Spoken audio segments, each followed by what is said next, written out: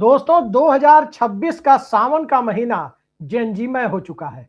संसद का सत्र जेनजी के मुद्दे पर ऐसा घिरा कि प्रधानमंत्री और गृह मंत्री सदन में नहीं आए।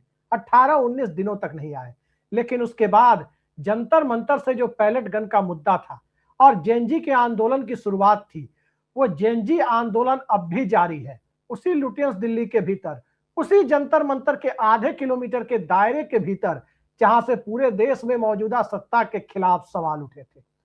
आज Rahul Gandhi parliament street police थाने पहुंचे हैं। वहां वो धरना दे रहे हैं और उनके साथ हजारों की तादाद में कांग्रेस, युवा कांग्रेस और एनएसयूआई के कार्यकर्ता जमे हुए हैं।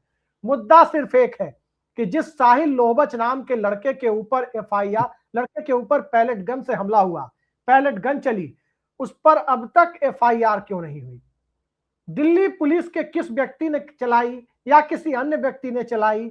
आखिर कौन ऐसा व्यक्ति है, किसने आदेश दिया? और एफआईआर होगी, उसके बाद जांच होगी। इन तमाम मांगों को लेकर राहुल गांधी पहुंचे हुए हैं और पार्लियामेंट थाने की तस्वीर आप देख सकते हैं, जहां राहुल गांधी लगातार बैठे हुए हैं। दिल्ली को छावनी में तब्दील किया जा चुका है। प्रशासन अपनी तरफ से तैयारी कर रहा है और भारतीय जनता पार्टी कह रही है कि राहुल गांधी अराजकता फैला रहे हैं। सवाल ये उठता है कि प्रधानमंत्री आवास से 2-3 किलोमीटर के दायरे में, राष्ट्रपति भवन से 1.5 किलोमीटर के दायरे में अगर पैलेट गन किसी के ऊपर चल रही है और पैलेट गन चलने की घटना के 1 महीने के बाद भी कोई एफआईआर दर्ज नहीं हो रही है, तो क्या उस मुद्दे को उठाना अराजकता है? जरा सुनिए राहुल गांधी क्या कह रहे हैं। 20 जुलाई को पैलेट गन का प्रयोग हुआ, उसका सबूत क्या है? सबूत ये है, देखिए, ये है पैलेट्स, देख लीजिए, इनको अच्छी तरह देख लीजिए। ये देखिए, ये है पैलेट्स। ये कहां से आए? ये इनके शरीर से आए, दिखाओ। ये इनके यहाँ लगे छर्रे, 200 छर्रे इनके शरीर के अंदर है। तो देखा आपने, राहुल गांधी कह रहे हैं डिब्बी में पैलेट गन दिखाकर कि उनके बगल में जो साहिल लोहबज खड़े हैं, ये उनके शरीर से निकली हुई पैलेट गन है और अभी भी उसके छर्रे उनके शरीर में है। सवाल ये उठता है कि एफआईआर होनी चाहिए या नहीं होनी चाहिए। इससे ज्यादा जरूरी है कि क्या भारत के अंदर नागरिक समाज और पुलिस प्रशासन इतना संवेदनहीन हो गया है? कौन सी सियासत दिल्ली के अंदर खेली जा रही है? और जिस तरह से प्रधानमंत्री ने लाल किले की प्राचीर से दिमागी नक्सल शब्द का इस्तेमाल किया, क्या वाकई वो इस देश की जेनजी को चुभता जा रहा है? इन तमाम सवालों पर चर्चा के लिए हमारे साथ मौजूद है पत्रकारिता के जेनजी कहे जाने वाले वरिष्ठ पत्रकार, जाने माने राजनीतिक विश्लेषक और कई सारे चैनलों में चैनल हेड जैसी महत्वपूर्ण भूमिका का निर्वाह कर चुके सतीश के सिंह जी। सतीश सर, बहुत बहुत स्वागत है आपका। क्या आपको लग रहा है 2026 का सावन ये जेनजी का सावन तो नहीं बन गया है? क्या स्थितियां बन रही है और राहुल गांधी क्या कर रहे हैं आखिर? देखिए, राहुल गांधी वही कर रहे हैं जो उनको बहुत पहले करना चाहिए था, जी, है ना? हमको लगता है वो 12 साल बाद कर रहे हैं। अभी लड़ाई जो है जेनजी 56 साल बनाम जेनजी 75 या 76 साल के बीच है। जी, दोनों ही जेनजी हैं। तो हमको लगता है एक जमीन पर उतर के जेनजी से ताल्लुकात बिठा रहे हैं। आज दिल्ली में है और जब घेर रहे हैं वहां, क्या कहते हैं, पार्लियामेंट स्ट्रीट थाना, और कल ही उनको जो है तो फिर पुणे में छात्राओं के बीच जाना है। ये तो एक यहाँ संपर्क करके अच्छा है, उसका कहते हैं हम लोग बिल्डअप, उससे पुणे का बिल्डअप कर रहे हैं। और दूसरे साइड प्रधानमंत्री जी लाल किला पे बोलने के बाद हमको लगता है कि अब तक मौन है। अब तक कुछ खास बोला होगा, कुछ तो मीडिया में आए होंगे, लेकिन हमने देखा नहीं। इधर हाँ, अमित शाह जरूर बयान दिए, शायद कल भी बयान उन्होंने दिया था, वंदे मातरम के ऊपर दिया था। और ये अमित शाह की घेराबंदी, उनके ऊपर निशाना, ये लगातार राहुल गांधी पार्लियामेंट में भी कर रहे थे। विपक्ष की तरफ से इस्तीफा मांगा जा रहा था, खास तौर से कांग्रेस पार्टी की तरफ से। और अभी ये जो पैलेट गन का मुद्दा ये लेके आए हैं फिर से, तो फिर वो निशाना कहाँ है? उसी थाने के अंतर्गत तो ये सब मार्च वार्च हुआ होगा, या उस रास्ते पे जरूर हुआ होगा, है ना? इतना हमको आइडिया नहीं है कि आजकल रूट वूट क्या है, जी। तो आखिर बात तो सही है कि भाई ये कहाँ से चली, नहीं चली, क्या शरीर में उस साहिल ने अपने आप डाल लिया उसको, कौन है इसके पीछे? और सबसे बड़ी बात कि परिवार है उनका वहां पर। तो मैंने देखा है चश्मा लगाए हुए साहिल हैं और उनकी मदर भी है, और ये जी। आरोप है कि 2-3 दिन से लगातार वो प्रयास कर रहे हैं, कोई इसके लिए कुछ लिखने के लिए तैयार नहीं है हाजिरी में, मतलब थाने में। जी। ये मुद्दा तो ऐसे ही लग रहा है कि एक दफा मुख्यमंत्री रहते हुए अरविंद केजरीवाल ने भी कुछ ऐसा ही किया था, आकर के बैठ गए थे रेल भवन के सामने। वो तो मैंने देखा भी था, खुद साक्षात देखा भी। और इधर राहुल गांधी ये लगातार ये काम कर रहे हैं। तो ये अब लड़ाई तो है, और आपने जो सवाल पूछा अब उसका उत्तर निश्चित रूप से हाल के दिनों में राहुल गांधी ने जबरदस्त, मैं तो कहूँगा जबरदस्त पॉलिटिकल एक्यूमेन और टैक्ट दिखाया। नहीं, आप पॉलिटिकल एक्यूमेन और टैक्ट की बात कर रहे हैं, मैं दूसरी बात कह रहा हूं। मेरा सवाल सतीश जी ये है कि आखिर कौन सी व्यवस्था में हम जी रहे हैं जहां महिला पहलवानों को भी एफआईआर कराने के लिए धरना देना पड़ता है, सुप्रीम कोर्ट से आदेश आता है तब जाकर एफआईआर दर्ज होती है, और अब साहिल को पैलेट गन लगी उसकी जांच के लिए और उसके खिलाफ एफआईआर दर्ज कराने में दिक्कत हो रही है। भाई, एफआईआर दर्ज कराना किसी को सजा देना तो होता नहीं है। एफआईआर दर्ज करना हर एक नागरिक का, हम आप या इस देश के 140 करोड़ लोगों का एफआईआर दर्ज करना एक फंडामेंटल राइट है। तोते की गवाही पर भी एफआईआर दर्ज हो जाती है, बोलने वाले तोते की गवाही पर भी एफआईआर दर्ज हो जाती है। यहाँ विक्टिम खुद खड़ा है सामने जिसको पैलेट गन लगी है, बावजूद एफआईआर नहीं लेंगे। ये कौन सी व्यवस्था है? इस समाज की कल्पना तो कम से कम नहीं की गई थी। देखिए, एफआईआर तो होना चाहिए, हो सकता है झूठा भी हो, हम लोग क्यों कहें, होगा नहीं झूठा, लेकिन एफआईआर तो दर्ज होना चाहिए। हमें नहीं लगता है कि अधिकारियों को, व्यवस्था को इस आड़ में छुपना चाहिए कि एक एफिडेविट जो है सुप्रीम कोर्ट में इनकी तरफ से दे दिया गया है। क्या सुप्रीम कोर्ट का कोई फैसला आया है? नहीं। फैसला आता तो अलग बात थी, लेकिन जब कोई विक्टिम जो अपने आप को कह रहा है, जो कि लगता भी है प्रथम दृष्टया ही हम कहेंगे, तो ये दर्ज तो होना चाहिए। और व्यवस्था पर ये बड़ा सवाल पैदा होता है, और हमको लगता है इसी सवाल को और बड़ा सवाल करने के लिए राहुल गांधी ये पूरे परिवार के साथ जो है वो थाने में पहुंच गए हैं। तो ये है, अब एफआईआर तो होना चाहिए, आप ठीक कह रहे हैं कि होना चाहिए। और व्यवस्था की जहां तक बात है, क्या हो रहा है कि ये जो जंतर मंतर पे 20 तारीख को घटना हुई, वो गले तो इनके पड़ गया, इसमें तो कोई दो राय नहीं। स्थितियां हो सकती हैं विकराल हो उस समय, मैं ये भी कहने को तैयार हूं, लेकिन विकराल हुई क्यों? कौन लोग थे वहां, कौन लोगों का, उसमें तरह तरह की बातें आ रही हैं, क्योंकि हम और आपके पास कोई सबूत नहीं है, आधार नहीं है, लेकिन जो आरोप के ही जरिए हम बात कर सकते हैं। तो कहा गया कि बाहरी लोग आ गए, कुछ लोग कह रहे हैं कि जो ट्रक को वहां पार्क कर दिया गया था, मतलब ये वो प्लेन क्लोथ में लोग थे। अभी एफिडेविट इनके तरफ से हुआ है, उनका ये भी दावा है कि पुलिस वाले घायल हुए। तो अब तो वो जांच कमेटी की बात हो रही थी, सुप्रीम कोर्ट करेगी, जब वो करेगी तब तक। और ऐसे भी सुप्रीम कोर्ट में मुद्दे चलते रहते हैं, उसके बीच में जो गतिविधियां, राजनीतिक गतिविधियां रुकती नहीं है, हमने तो नहीं देखा है कभी, जी। है लेकिन ना? इसी दरमियान हम देख रहे हैं सर, नेहा सिंह राठौर पर, कहीं एक भोजपुरी गायिका है नेहा सिंह राठौर, वो जनता के मुद्दे उठाती रहती हैं। सत्ता में रहने वाले लोगों को तो बात चुभेगी ही जब जनता के मुद्दे उठेंगे। तो हर दौर में कोई ना कोई पार्टी सत्ता में रही है, मुद्दा चुभा है। जिस पार्लियामेंट स्ट्रीट थाने में राहुल गांधी गए हैं, एक जमाने में कांग्रेस की सरकार में वहीं जेपी को भी लाया गया था, वहीं चंद्रशेखर को भी लाया गया था, सबको ले जाया गया था उसी पार्लियामेंट स्ट्रीट थाने में। सवाल यह है कि जिस तरह से बिना काम के उत्तर प्रदेश से लेकर मध्य प्रदेश तक नेहा सिंह राठौर पर एफआईआर हो जाती है, गाने को लेकर, उनके गाने के बोल को लेकर, वहां साफ साफ फिजिकल डैमेज दिख रहा है साहिल के शरीर में। ये एफआईआर तो देश के किसी भी थाने में हो सकती है, लेकिन जहां जिस इलाके में जिस प्रेमाइसेज में घटना हुई वो थाना एफआईआर न ले और विपक्ष के नेता को वहां जाना पड़ जाए, सवाल तो इस व्यवस्था का है। इस व्यवस्था को आप किस तरह से देखते हैं कि क्या वाकई जेएनजी को उसी तरह से ट्रीट किया जा सकता है जिस तरीके से मिलेनियल्स या जेनएक्स या उसके पहले के बेबी बूमर्स को ट्रीट किया गया?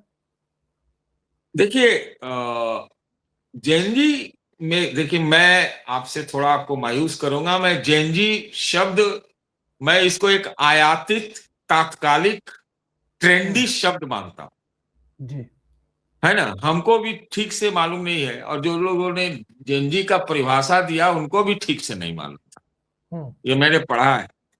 मैं एक बात सीरियस नोट पे कहना चाहता हूं कि जो युवाओं की समस्या इस देश में, और युवाओं से वो परिवार की समस्या बन जाती है, और परिवार के बाद पूरे देश की समस्या बन जाती है, वो बहुत विकराल है। इसमें से कहीं दो राय नहीं है। आमदनी का सवाल है, करियर का सवाल है, परीक्षा का सवाल है, नौकरी का सवाल है, बहुत सारे ऐसे सवाल खड़े हो गए, और इसका तात्कालिक हल भी संभव नहीं। तात्कालिक हल भी संभव नहीं है। हमको लगता है कि जो युवा नीति पर काम करना चाहिए था, जो हमारे यहाँ देश में युवाओं की संख्या है।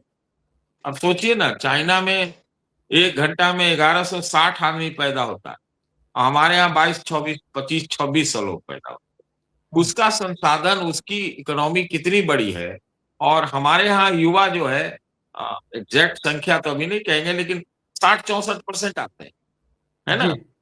तो एक वर्ग से वर्ग तक, तो मैं औसत उसका आयु 28 साल हो गई है।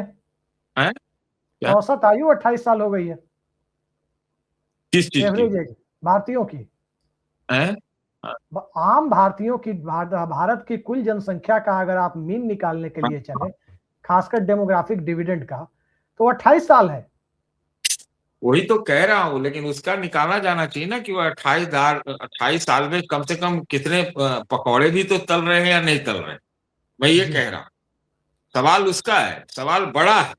ये सिर्फ एक जेएनजी नहीं है कि जो इंस्टाग्राम पे लिखता है या उस ढंग की लैंग्वेज में बोलता है। देखिए, देश में और भगवावाद चल रहा है, उसमें ये अंग्रेजी में संवाद करने वाला अपनी भाषा में और अपने क्या कहते हैं, वो अपने तौर तरीकों से वो संवाद करने वाला, ये दोनों कितने दूर लगते हैं। जरा इस चीज को देखा जाए, है ना।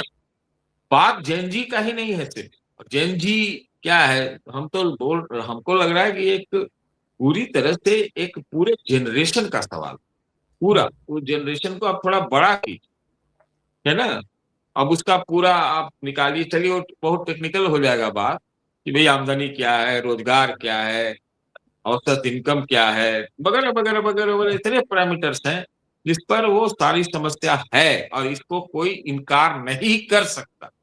नहीं तो नहीं, आप कह रहे हैं इनकार नहीं कर सकता। आप ये बताइए, इस देश का एक उद्योगपति अपना प्राइवेट चिड़ियाघर खड़ा कर लेता है, इस देश के बड़े बड़े राजनेताओं के बेटे क्रिकेट बोर्ड और इंटरनेशनल क्रिकेट बोर्ड के प्रेसिडेंट तक बन जाते हैं, कोई किसी का बेटा विधायक बन जाता है, किसी का एमपी बन जाता है। नेताओं के बच्चों को तो कोई दिक्कत नहीं है, वो तो बकायदा ट्विटर पर फोटो डालते हैं अपने बच्चों के साथ कि फला विश्वविद्यालय से डिग्री ली है, फला जगह सेट कर दिया, किसी को कहीं का एमएलए बना दिया, किसी को कुछ बना दिया, किसी को कुछ बना दिया।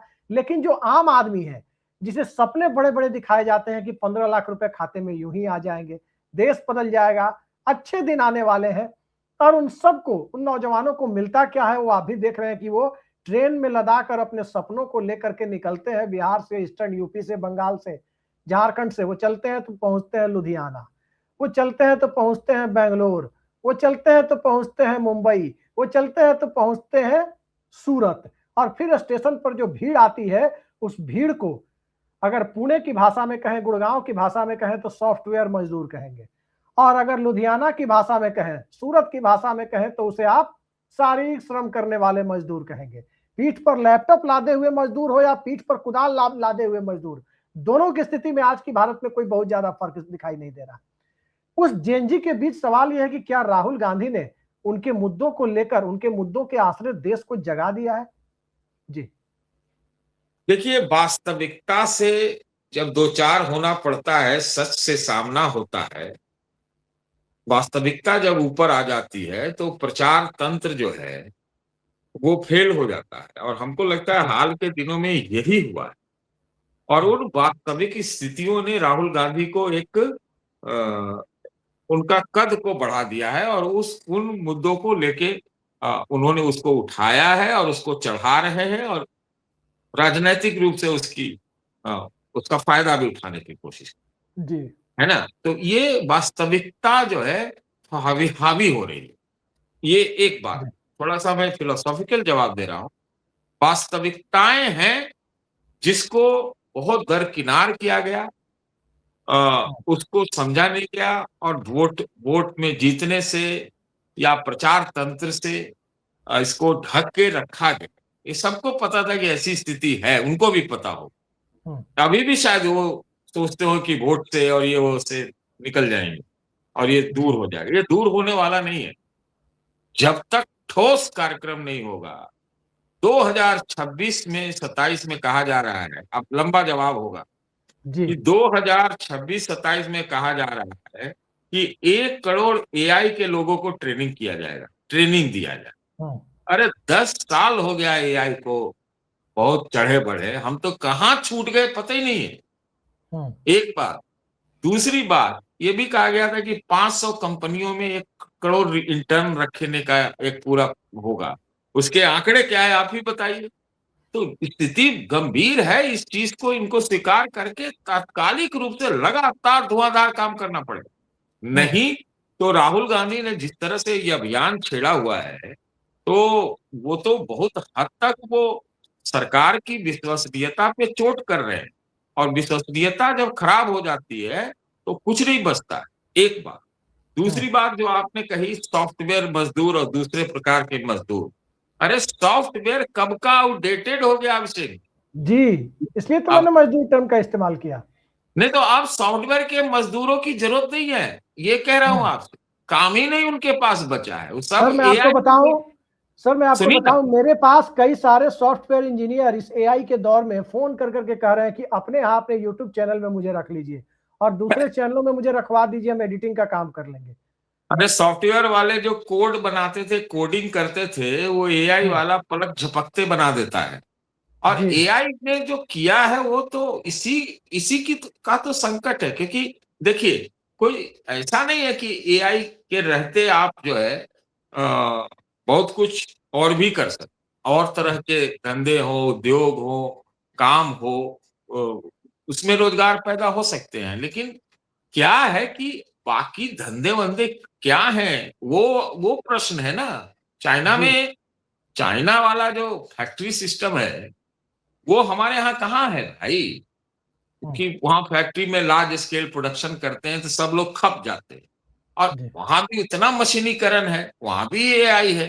तो अब तो डबल मार हो गई ना कि बाकी जो व्यवस्था में जो हमारा इंडस्ट्रियल प्रोडक्शन, मैन्युफैक्चरिंग आदि-आदि, चाहे ह्यूमन रिसोर्स जो आप कहते नहीं, हैं। मैं आपको रोकूंगा सतीश सर, मैं रोकूंगा आपको। मैंने खुद सुना है एक सभा में भारत के गृह मंत्री को, बड़े बड़े भाजपा के नेताओं को, आप कह रहे हैं प्रोडक्शन नहीं है, काम नहीं है, भाषण देते हुए कहते हैं कि दुनिया की सबसे ऊंची अमुक नेता की अमुक भगवान की मूर्ति यहां लगाई जा रही है जो आज तक कभी नहीं हुआ। वहां तो रोजगार मिल रहा होगा मूर्ति लगाने के लिए, चाहे नेता की मूर्ति हो, भगवान की मूर्ति हो, जिनकी भी मूर्ति हो, या आजकल नवगठित भगवानों की मूर्तियां हो, जिनकी भी हो, वहां तो कुछ रोजगार मिल रहा है। फिर क्यों दिक्कत है? फिर क्यों राहुल गांधी सड़क पे उतर रहे हैं? फिर क्यों अभिजीत दीप के आ रहे हैं? क्योंकि हमारी जनसंख्या बहुत तेजी से बढ़ी है, और वो जनसंख्या खपी नहीं है, चाहे वो शिक्षा व्यवस्था में, चाहे रोजगार की व्यवस्था में, चाहे वो आप जो मूर्ति लगाने वाला है उसमें कह रहे हो, तो उसमें भी नहीं खपा है। अरे आप मूर्तियां 1 आध लाख लगा दो ना देश में, उससे बहुत ज्यादा रोजगार थोड़ी ना पैदा हो जाएगा। जी वो उसके आमूल चूल ढांचा है कि कैसे होगा, वो वाली दिक्कत है। अब साबुन, तेल, सोडा, यही सब जो है बड़े बड़े उद्योगपति ही बेचेंगे, अडानी जी, अंबानी जी। हम्म, तो बाकी लोग क्या बेचेगा, क्या खरीदेगा? आप सोचो ना इस चीज को। जी तो ये वाली भी एक वाला संकट है। मैं आपसे एक बात कह रहा था कि एआई का दोहरा मार है ना। एक तो एआई का इंफ्रास्ट्रक्चर अपने अपने पास नहीं, हम तो खाली यूजर हैं, हैं, और जो काम पहले 50 आदमी मिलके करता था वो एआई वाले शायद पता नहीं 2 या 3 में कर देते हैं, क्या कैसे कर देते हैं। तो जो सिस्टम था उसमें भी रोजगार घट रहा और नए रोजगार पैदा नहीं हो रहे, और एआई में हम पीछे छूटे हुए हैं। तो ऑटोमेशन जिसको हम कहते हैं, चाहे रोबोटिक्स कहें, चाहे एआई कहें, या सॉफ्टवेयर के हार्डवेयर में हम कहाँ थे? भारत था ही नहीं। ये तो हार्डवेयर सॉफ्टवेयर, हाँ, सॉफ्टवेयर से पूरे दुनिया में भारत का नाम चमका, उसने एक जनरेशन को पार लगा दिया। उससे भारत की उन्नति, बहुत उसकी ख्याति भी हुई। लेकिन बाद में जो नहीं हुआ उससे गड़बड़ हो गया ना, कि उसमें हम उसमें आ नहीं पाए। और अभी और इस पर किसी दिन अलग से हम हाँ, चर्चा करेंगे, मुद्दे पर चलिए। केंद्रित होते हैं। ये हाँ जी। बताइए कि इस पूरे घटनाक्रम में कल राहुल गांधी को पुणे जाने दिया जाएगा? और इसी के साथ जुड़ा हुआ दूसरा सवाल ये है कि इस घटनाक्रम में नुकसान नरेंद्र मोदी का हुआ है, जो 12 साल की सत्ता भोग करके अब रिटायरमेंट के मोड में बताए जा रहे हैं, या नुकसान गृह मंत्री अमित शाह का ज्यादा हुआ है? देखिए, नुकसान पूरी सरकार को हुआ, पूरी सरकार को हुआ, मोदी जी को भी, अमित शाह जी पर निशाना है ना। तो विश्वसनीयता जो है उस पे तो नुकसान निश्चित रूप से, और डबल नुकसान हो गया ना, डबल नुकसान हुआ कि तमाम चुनाव जीते जीते बीच में 2 चीजें हो।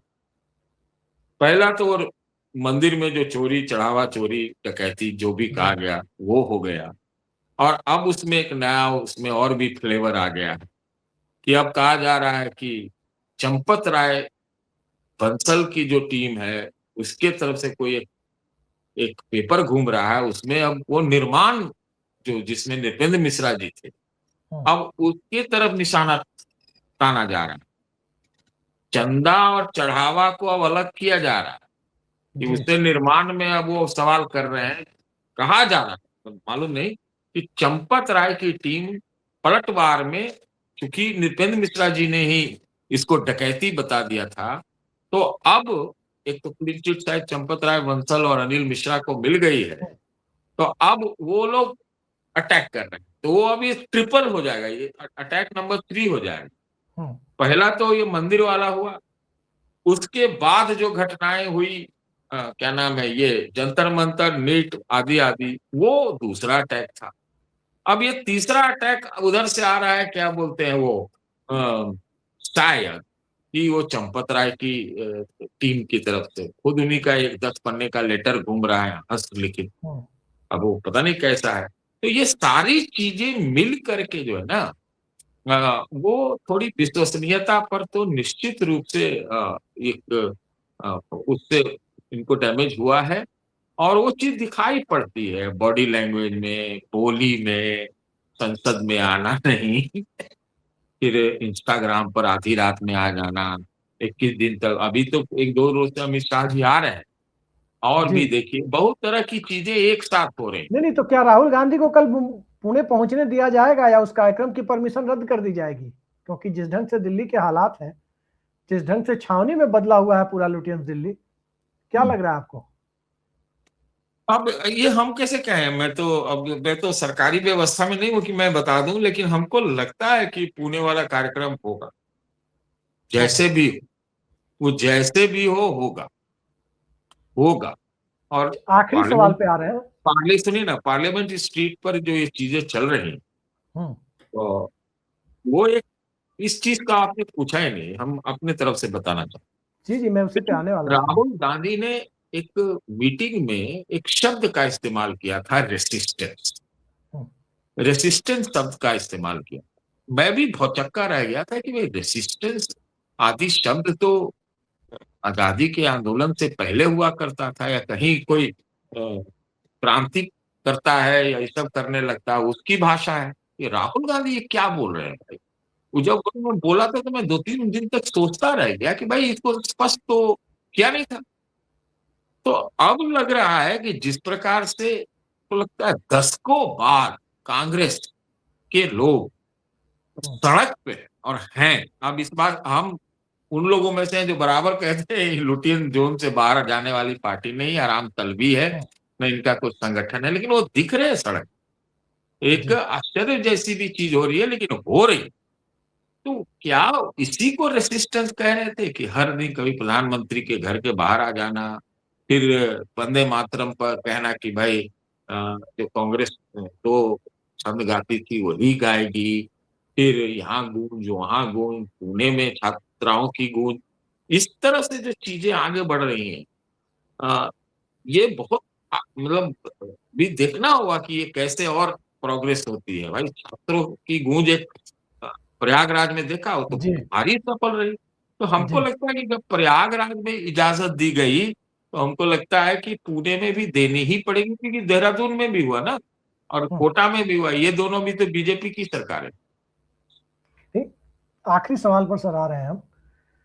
अब कई बड़े चुनाव सामने हैं बीजेपी के। उत्तर प्रदेश का चुनाव सामने है और लोकसभा चुनाव भी सामने है आने वाले वक्त में। भारतीय जनता पार्टी नौजवानों के बीच सांप्रदायिक धारा का प्रवाह बढ़ाकर 2014 में सत्ता में आई। 2019 में उसमें राष्ट्रवाद का तड़का भी पुलवामा बालाकोट के साथ जोड़ा गया और 2024 में बिखरते बिखरते बची भी। अब सवाल ये उठता है कि 2014 वाला नौजवान तबका, उससे ज्यादा ताकतवर तबका अब वो आ चुका है जो 2014 में वोटर ही नहीं था, जिसे आजकल जेनजी कहते हैं। 1997 से 11 के बीच जन्मा हुआ वोटर, और उसके बीच अपने मुद्दों के आश्रय इस देश को देखने परखने की जो क्षमता विकसित हुई है, वहां राहुल गांधी का आप रेजिस्टेंस कहें या राहुल गांधी की भूमिका कहें या इस देश के जेनजी के नब्ज की परख कहें, कुछ भी शब्द आप इस्तेमाल कर लें अपनी सुविधा के हिसाब से, मौजूदा दौर में सत्ता और सत्ता के सिस्टम के लिए आगामी चुनाव को इस प्रतिरोध के दौर में आप कैसा देखते हैं? चुनौतीपूर्ण, एक शब्द में जवाब है, चुनौतीपूर्ण, बहुत मुश्किल, है ना? बहुत मुश्किल। जी। ये एक शब्द का जवाब है। दूसरा, जो आपने लंबा चौड़ा सारी चीजें कही, देखिए 2014 में वो मिला जुला था। लोगों को उम्मीद थी कि अच्छे दिन आ सकते हैं। वो उस समय भी एक निराशा का भाव देश में करप्शन आदि आदि को लेकर, आंदोलनों को लेकर था, है ना? ठीक है, आप ठीक कह रहे हैं कि 2019 में उसमें राष्ट्रवाद का तड़का लगा। तो इस दौरान में एक जो सांप्रदायिक ध्रुवीकरण की जो बात हुई 80-20 वाला, वो भी तो बढ़ाया गया, है ना? उसके बावजूद अच्छा ये भी कि लगातार वो चुनाव जीतते जा रहे हैं। इसमें तो कहीं दो राय नहीं, 24 के बाद तो सब लगभग चुनाव जीत रहे हैं। तो चुनाव जीतने से खाली कहाँ, तो फिर क्या है कि निर्विरोध निर्विवाद रूप से उनकी जो सार्वभौम सत्ता है उसको तो कोई चुनौती नहीं है। न सांख्यिकी पे, न आंकड़ों में, न वोट में, न कुछ में। लेकिन ये क्या हो रहा है पिछले 1.5 महीने से, 2 महीने से? तो वो वोट तो कोई हुआ नहीं है इधर। 1-2 बाई इलेक्शन अगर भाजपा हार जाए, वो भी पटना और दतिया जैसी जगह में उपचुनाव में मुख्यमंत्री के रहते, सरकार रहते।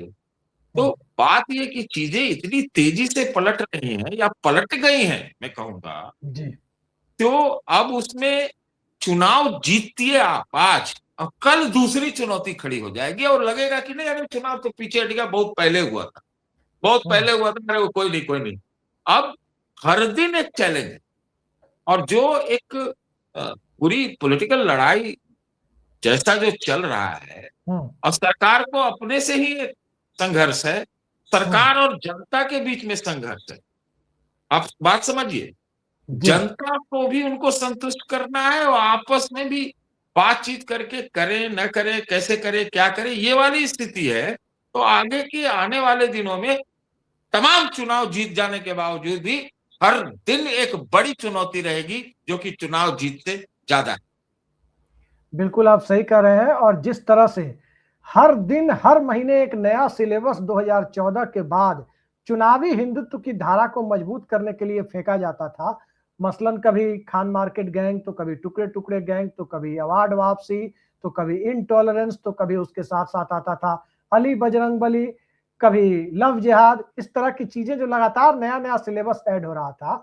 अब ऐसा लगता है कि जेनजी आंदोलन के दौर में भी पेपर लीक से जो सफर शुरू हुआ है, अब उसमें धीरे धीरे चीजें ऐड हो रही है। पैलेट गन भी आ रहा है, बेरोजगारी भी आ रही है, महंगाई भी आ रहा है, हो सकता है किसानों की एमएसपी गारंटी भी घुस जाए, ओल्ड पेंशन स्कीम भी घुस जाए। जी सर, कुछ कह रहे हैं? मैं आपको एक बात बताऊं, आज मैं बाजार गया था तो कोई दावा कर रहा था कि चीनी 15-20 रुपए महंगा हो गया, और जिस दुकान पे मैं चाय पीता हूं वो तो 2 महीना से दोगुना कीमत हो ले रहा है ना, 5 का 10 और 10 का 15। लेकिन हम तो 5 ही मानेंगे ना, जो 5 वाला जो चाय है वो 10 रुपए में मिल रहा है। सर, आपके समझ चाय लीजिए। दुकान की चर्चा मैंने कई चैनलों पर सुनी है, और उस चाय दुकान की खबर, और आपने 2022 में भी मुझे कहा था कि नहीं, लड़ाई बराबरी की है, लेकिन बीजेपी को एज है उत्तर प्रदेश में। और चाय दुकान पर जो अलग अलग बुंदेलखंड से लेकर पूर्वांचल तक के केला वाले, सब्जी वाले आते थे, जिस ढंग से आपने उस चाय वाले की ब्रांडिंग की है, उतनी बड़ी ब्रांडिंग तो इस देश में बड़े से बड़े चाय वाले की नहीं हुई जितना आपने कर दी है। तो मुझे एक दिन उस चाय वाले के यहाँ आना है, आपके साथ आप चलना है। आइए, आप अभी भी आ सकते हैं, अगले 2 घंटे, 1-1.5 घंटे में, कोई दिक्कत नहीं है। और वो मैंने अभी तक उस चाय वाले का कोई एड्रेस प्रचारित नहीं किया है, ये चीज ध्यान रखिएगा। हम ब्रांडिंग नहीं कर रहे हैं, मैं एक चाय दुकान के बारे में कहता हूँ।